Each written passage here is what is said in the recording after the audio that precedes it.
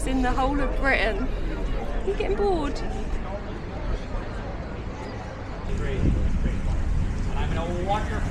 Okay, I'm gonna have to stop filming until we get back to the van. Hi, I'm Ella and this is my roommate Bonnie, and we're travelling around the UK in our self-converted camper van. This week we ventured from Essex up to Edinburgh before we start the NC500.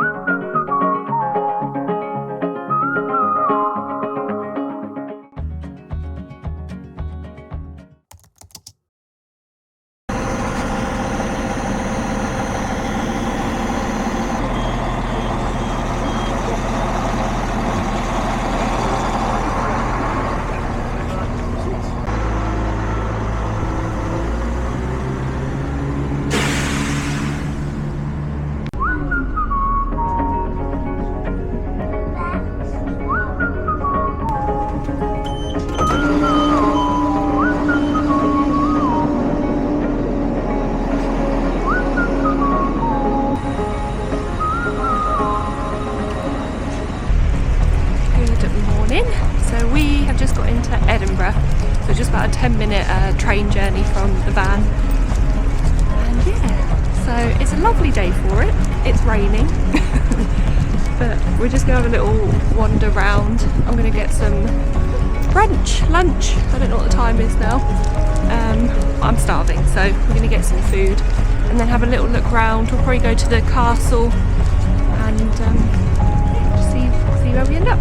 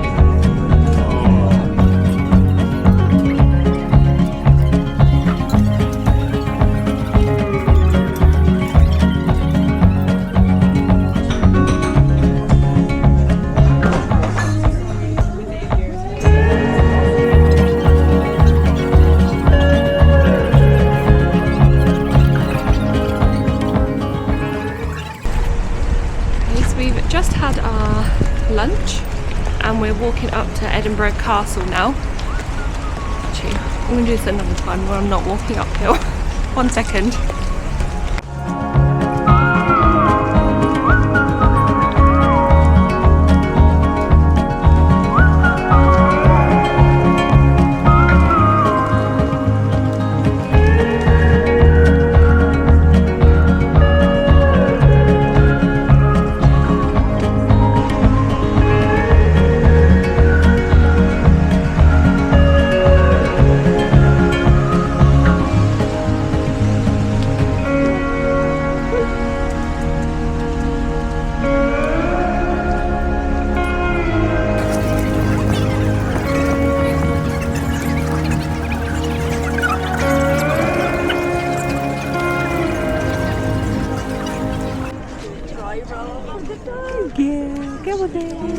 Well done.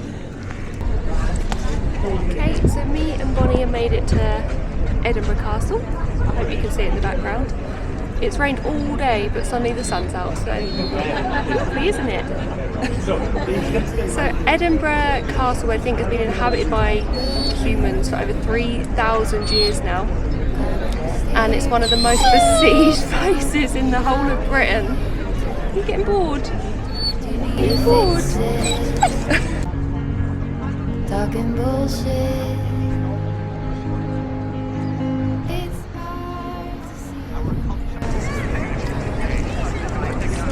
Edinburgh Castle, which I hope you can still see in the background, they think it's been inhabited for around 3,000 years, dating back to the Iron Age, and it's actually built on top of a volcanic hill.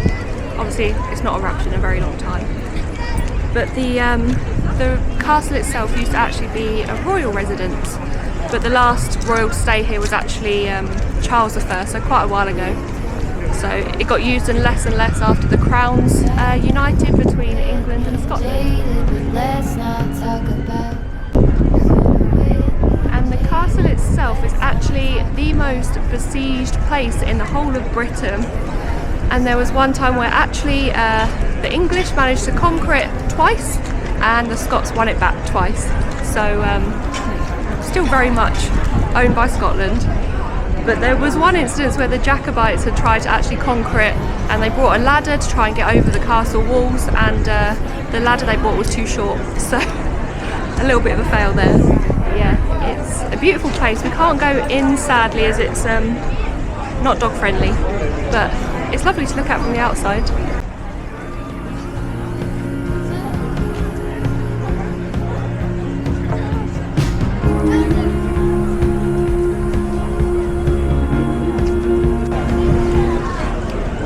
Castle, Bonnie? What do you think? So, I think Bonnie's bored. Bonnie's ready to go. Should we go see something that's more dog friendly? Should we go do something more dog friendly? Thank you. Come on then.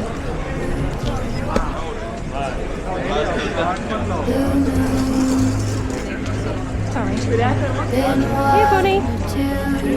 Since I went to need a picture, well, I get so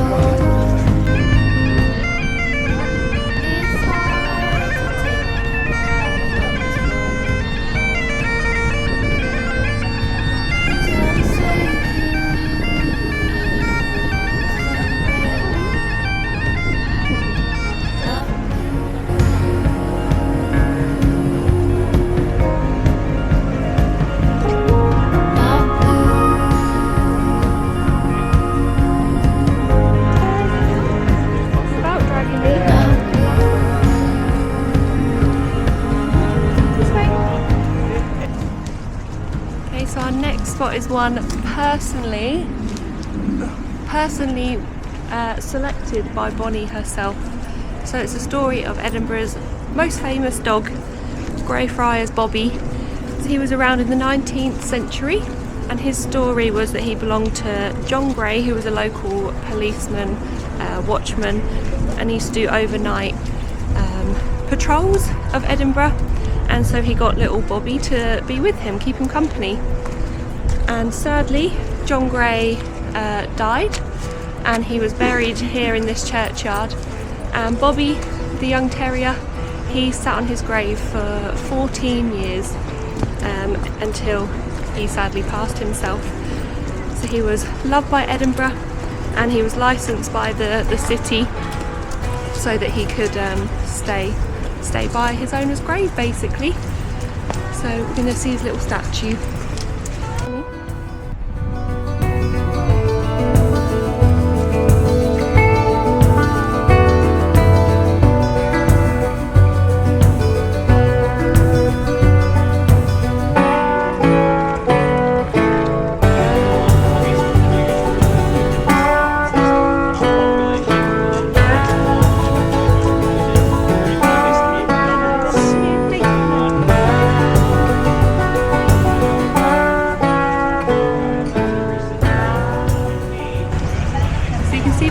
One of the Greyfriars Bobby statues, and it's quite cute. People leave like sticks and tennis balls by the little like gravestone they put up for him, which Bonnie thought was for her. What do you think, Bonnie? She's after the treats in my pocket. Bonnie, do you think you'd be that loyal? I think Bonnie would just follow anyone that fed her. I don't think she'd be sitting by my grave for a decade. Do you? Come on then, let's go.